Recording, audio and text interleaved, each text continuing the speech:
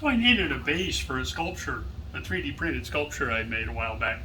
And I thought, I know, I've got some of this cool clear filament. Let's try that.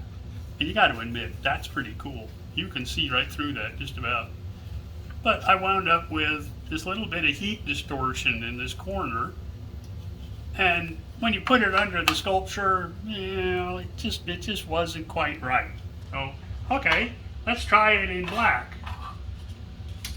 It looked better in black, it looked better under the sculpture, but I forgot to fix the heat distortion issue.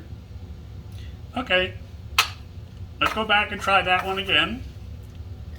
Now, that almost fixed the heat distortion, just the tiniest little bit right there, so go back and change that setting a little more, but now I've got filament that doesn't want to stick. Oh boy. Go back and figure out what I did wrong there.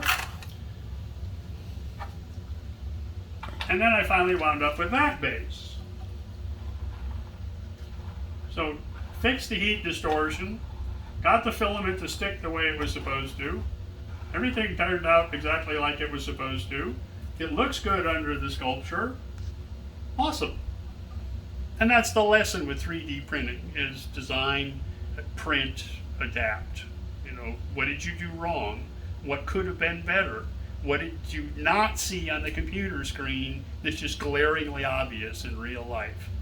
Adapt, redesign, reprint, make it better.